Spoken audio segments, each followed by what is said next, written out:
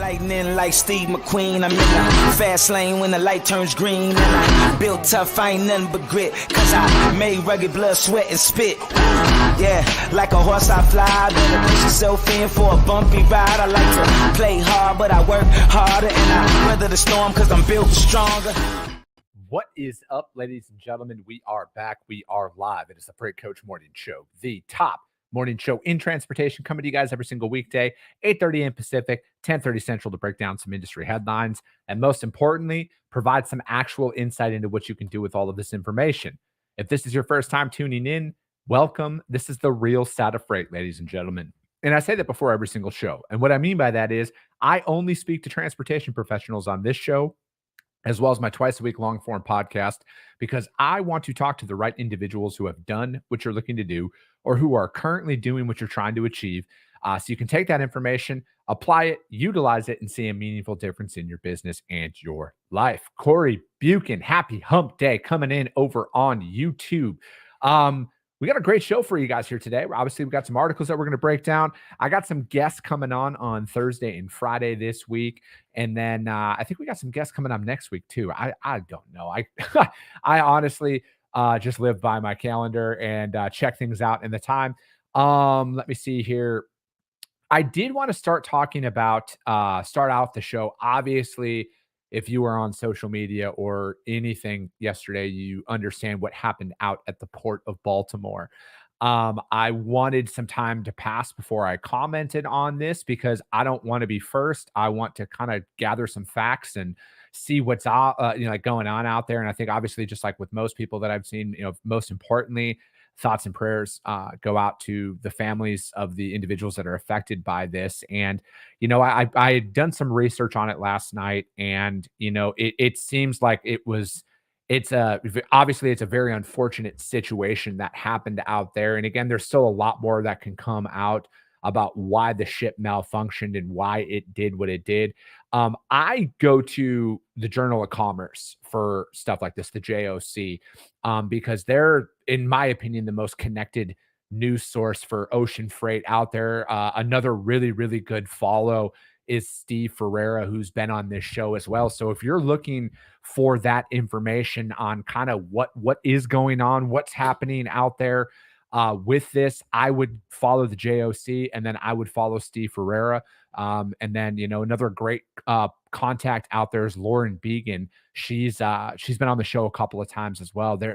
From the people that I speak with, they know that industry the best out there. And I think that they're going to have the most accurate information. So if you're looking to see how it's going to actually affect our industry, the subject matter experts are always going to be the best people to contact and to look out for in their reporting on kind of what's going on. And, I pulled this article this morning from the JOC talking about this. Obviously, there's no timeline for the Baltimore port reopening. I know some friends of mine who had some freight going in there and that they had to go back in there that day and pull that freight right back out of there. It looks like the contingencies in this article. So it goes on to say in this, because it talks, the headline of this article is "No Timeline for Baltimore Port Reopening Following the Bridge Collapse."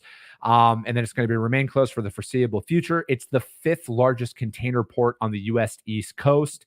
Baltimore is the largest port along the East Coast, port for handling roll-on, roll-off cargo such as cars, light trucks, and farm equipment, processing almost 400,000 units last year alone. The port's closure could put pressure on container lines as they divert vessels out there. And then Lars Jensen, who is the CEO of Vespucci Maritime, obviously it's going to create significant problems out there.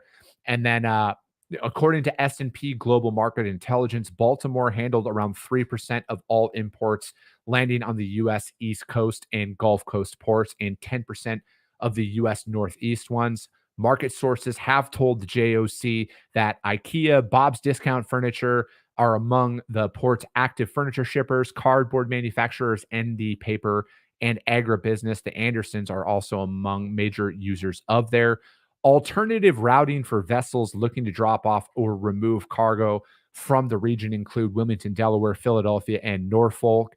But those ports range 120 to 260 miles from Baltimore via truck. Still, the effect on the bridge, it's a temporary isolation, is expected to have limited effect on the U.S. economy overall. Obviously, the regional impact, the regional economy will be impacted out there, with obviously traffic and everything rerouted out there. And then, it goes on. There was no Maersk personnel on board the vessel. The Maritime and Port Authority of Singapore, which flagged the ship, said the Dolly had 22 seafarers on board. None were injured, and that the ship is owned by Singapore-based Grace Ocean Limited, which has a fleet of 54 ships on various types. The Dolly is operated by Singapore-based Synergy Maritime. Web data shows it is deployed in the 2M alliances between North Asia and the U.S. East Coast. Baltimore was the last U.S. call before heading to the port of Colombo in Sri Lanka, according to this. And then Maersk said in a statement to the JOC that the Dolly was, at its time, was chartered by Maersk and is carrying Maersk customers' cargo. No Maersk crew or personnel were on board. And then trucks still working at the Seagrit terminal. Seagrit, which handled approximately 1.12 million TEUs last year, is also the home of 3 other Asia services. The 2M Alliance also operates 2 transatlantic services that call Baltimore, which other container line operating line services from India and South America. And then we are expecting substantial delays to cargo aboard the Dolly and are currently standing in the quay in Baltimore, MSC said. So that is kind of the update that I got. I wanted to bring that out there. Again, I'm not looking to be the first to talk about anything. I want the facts to kind of come out before I'm going to publicly comment on it. And again, the JOC is definitely the people that you want to follow in there, on top of if you're looking for some independent report, people out there. Steve Ferreira is great for all things maritime, as well as Lauren Began. But yeah, it's going to be interesting to see kind of where this this is obviously going to affect other things. It's going to affect the freight markets in the other regional ports that are out there, because they're going to be diverting ships. And, the Baltimore market in general is going to be affected here as they're rerouting shipments out of the port, because there's a lot of cargo that is in there that needs to now go to other ports. So take that into consideration, you guys, as you're going out there and operating your business. This is going to have an overall market effect. It's not just going to affect a small amount. Obviously, the Northeast freight rates are going to be definitely increased during this time. Tracy St. Clair, good morning to you over on YouTube. Sydney Thiessen, what is up? She says, good morning. Thanks for providing great info on the Baltimore tragedy and how it affects the industry. Yeah, it's obviously it is. But I think that it's so important to wait for some of these facts to come out before publicly kind of talking about it or putting your opinion out there, and kind of jumping all over the social media trend of what to do. And again, I think that there's obviously there's a lot of conspiracy theories that instantly go out about what happened and everything else.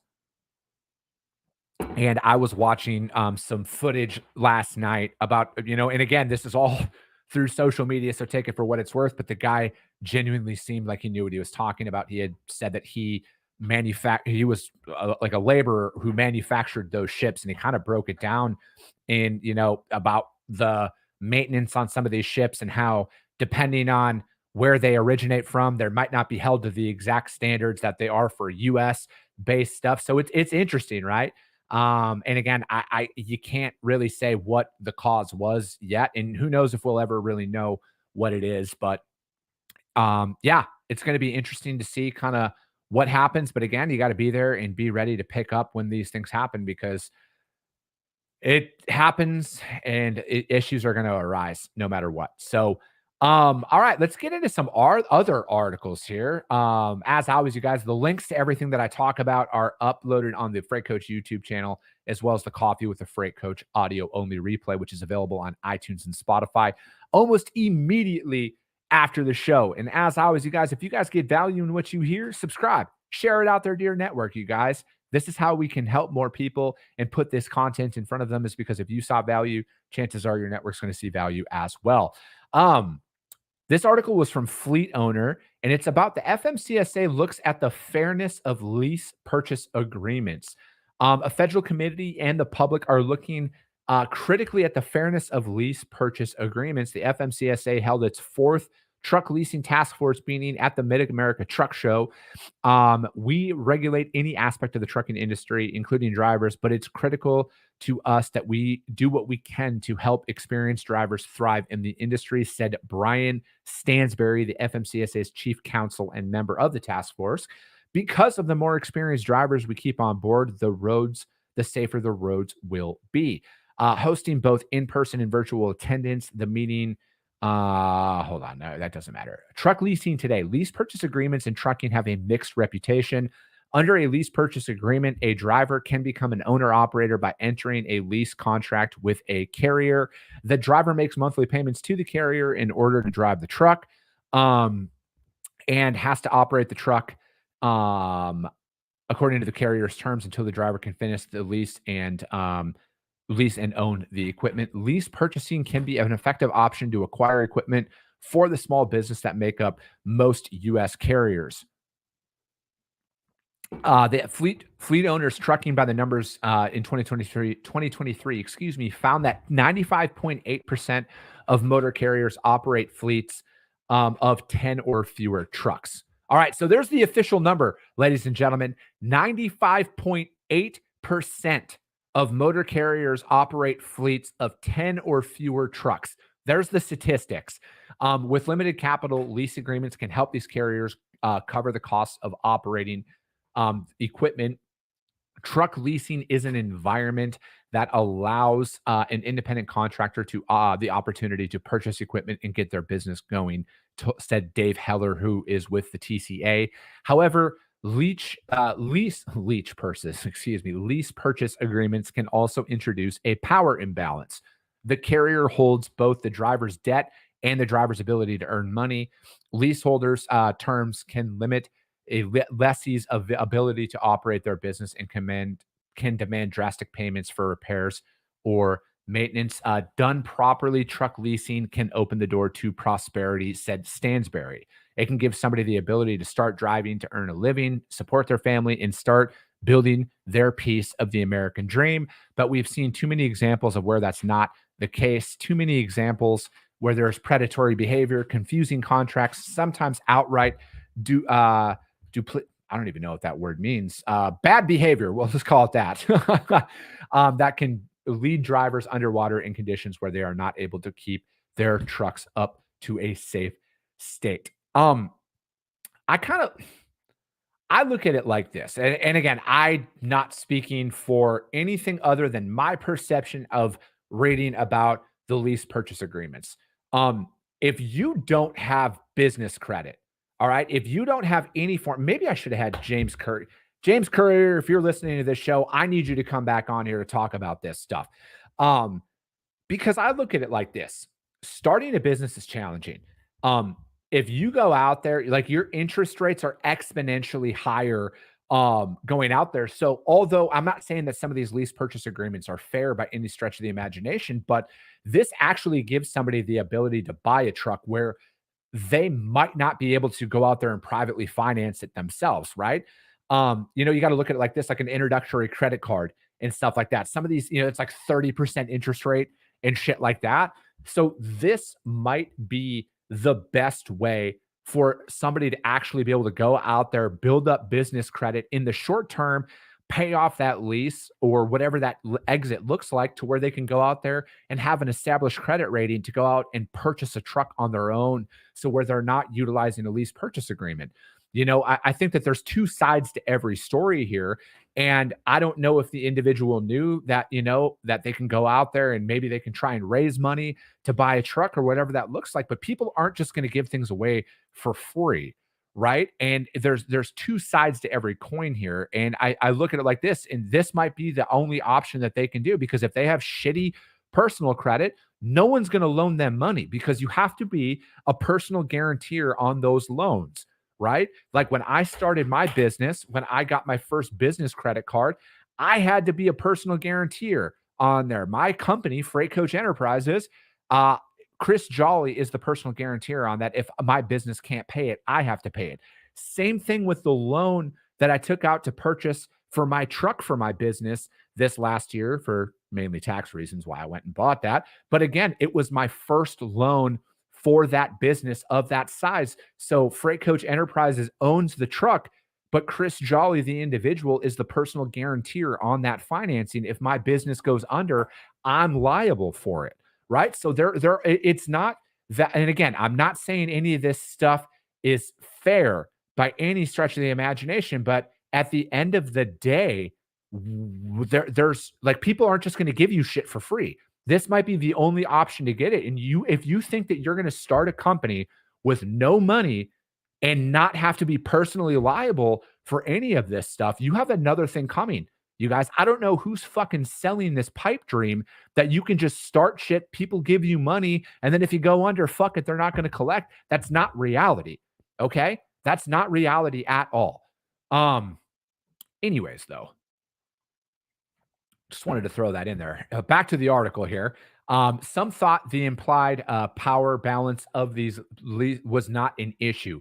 I don't see that being a problem because regardless of who holds the debt, somebody is going to own the debt, said Steve Harlow, a truck driver for 27 years. It's really hard to determine who's right and who's wrong because it's so complicated. I've been very successful with my lease purchase, he said. However, many attendees noted that people exiting the industry after a bad lease purchase were not around to share their experience. Moreover, it would be difficult for the task force to find out and count the number of poor lease experiences. We don't really know how many didn't make it because you probably can't contact them. They've gone out of business, said Tom Weckley, who started in trucking in the early 60s. Whenever people say this many failed, they may be underestimating by a tremendous amount. So you need to keep that in mind. Other commenters had suffered through poor lease agreements, but managed to remain in the industry.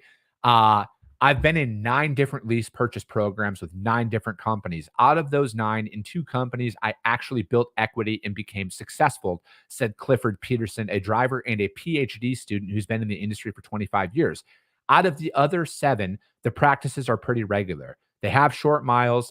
So the drivers don't do anything to pay off their truck debts and can't take home a paycheck.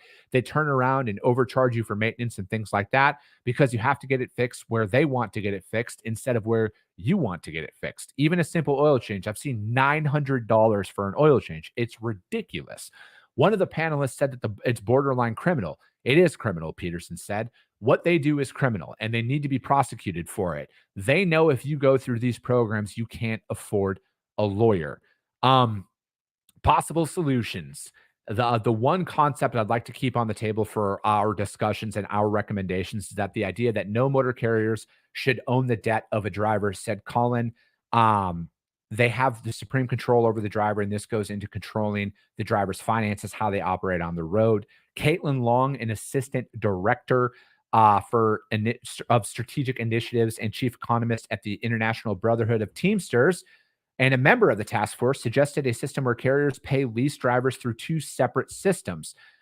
Something that we think is really helpful to the relationship between a driver, owner, operator, and the company they are operating for is the idea of having 2 checks paid for their time.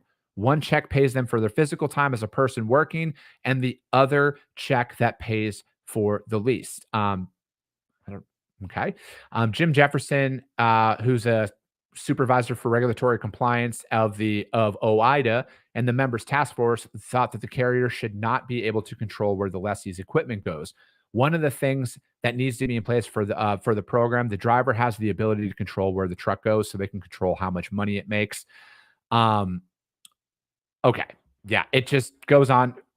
So from my honest perspective, okay, if you can't afford this stuff, if you don't take the time, again, I'm not saying that there isn't predatory leasing that goes on out there. I know that there is, but why it happens is people don't take the time to actually read this shit. All right. You are responsible. The second you sign a document, you are responsible for that. If you didn't read it, you need to be like, it's your fucking fault. Okay? It's your fault at the end of the day.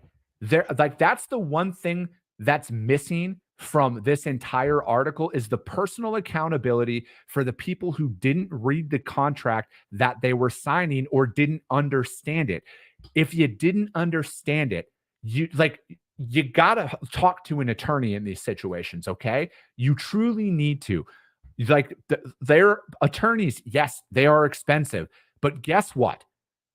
Spending $500 on an attorney to read through that, like say the attorney's rate is $500 an hour and they bill you for 3 hours, all right? $1,500 is what you're going to have to spend on this. Is going to save you hundreds of thousands of dollars in this instant, okay? If you don't want to be locked into some of these financing terms that are out here in these lease purchase agreements, and again, I'm not saying that it's right by any stretch of the imagination, but the individual needs to take the time to have an attorney review these documents before signing them, because the second you sign your name, you are liable for it. Okay? It sucks. Yes, we all make shitty decisions in life, but at the end of the day, you're in it. Unless you go and talk to an attorney first. Talk to an attorney, have them break this lease agreement down, and then go forward with it. Yeah, 50. And here's another way to look at it as well. If you can't afford $1,500 for an attorney in that moment, I don't know if going and buying your own truck is going to be the best case scenario for you. You might want to continue working for somebody else and stash some cash up there, because it's not as easy as snap a finger. I have a business and all of a sudden I'm a fucking millionaire. All right. If I like, you got to plan for this stuff. All right. You really do. Talk to an attorney before you sign your name on the dotted line. And then you are truly locked in to an unfortunate contract that has ridiculous terms to that. Pay an attorney. If you can't afford an attorney at that time, maybe work for somebody else for a little bit longer and stash some cash to be better prepared for this so you don't walk into one of those situations. That article was from the fleetowner.com, and the FMCSA is looking at the fairness of lease purchase agreements. I think that there's like the predatory loan practices and everything out there, like some of the financing terms that you go in. I just look at it like this. If you can't afford it, like look at all the numbers out there, don't buy it. All right. Don't go through with it. I know, it's the pipe dream of going out there. I mean, look at it like buying some people who finance fucking TVs and couches and shit. Like you go, like look at the interest rates on that stuff. I've seen that before, of like being like a 90% interest rate and shit like that on buying a fucking couch. So again, like if you can't afford something, you probably don't need it. Okay. And again, if you can't afford an attorney to review some of these lease purchase agreements prior to walking into it, work for a little bit longer, save up some money, find an attorney, have them break this down for you before you go into it. All right. I've learned this the hard way. All right. I've learned this the hard way. I've only been in business for myself for about 4 years now. I am not an expert, and I'm not trying to come across as being an expert in all of this, all things entrepreneurship. All right. But here's what I know, because I've had to open up business bank accounts and credit cards and fucking getting a truck. I know all of this shit. You are personally liable for it. All right. You are personally liable for it. And at the end of the day, if you can't afford an attorney, don't go into business for yourself until you can afford an attorney. That will save you hundreds of thousands of dollars right there. All right. Straight up. That will save you $100,000 before you go in and sign any of these lease purchase agreements. Okay. I know that's a little off, and that went a little bit longer than it, but it's like at some point in time, you have to be held accountable for your choices. And the way to avoid all of this, straight up, the way to avoid all of this, save up, hire an attorney, have them review any of these documents that come your way. All right. Then go forward and find this stuff out. All right. I know that there's people out there who are going to tell you, oh, it's great. It's this. You only hear about the good things from the company that's trying to get you to sign these documents. Like, you don't fucking owe anybody anything. All right. You don't owe anybody anything. Before you sign anything in business, have an attorney review that document. Okay. For my little company alone, all right, I spend on average of $4,000 to $5,000 a year to have my attorneys review every fucking document that comes in any possible contract that I might sign. They will review it. I will gladly spend them that because I will not be fucking duped. All right. Because I was duped once. All right. And the good thing about me, even though I went to public school, fool me once, shame on me. Fool me twice, can't be fooled again, as that one famous clip out there on the internet says. But that is going to be it on that. I appreciate that, Sydney. Words of wisdom due to my failures is where we learn at the end of the day. But I don't know if I'm going to have time to go into any other articles out there because I got like 3 minutes left and I got shit to do, you guys. I got to get out there. I'm going to go out and make some more cold calls today, send out some more prospecting because we got dreams to build, baby. I got guests coming on tomorrow and Friday. So we're not going to have a typical Q&A show on Friday, but the guest that I'm going to have coming on is going to talk about AI and trucking. So we'll kind of incorporate any of that if you guys have any questions about that. But as always, if you guys got value in what you heard today, subscribe to the show, ladies and gentlemen. Share it out there to your network. Yes, this is how we grow, but most importantly, this is how we can help more people, is because if you saw value, chances are your network will see value as well. I appreciate you guys. I love you guys, and we'll be talking to you soon.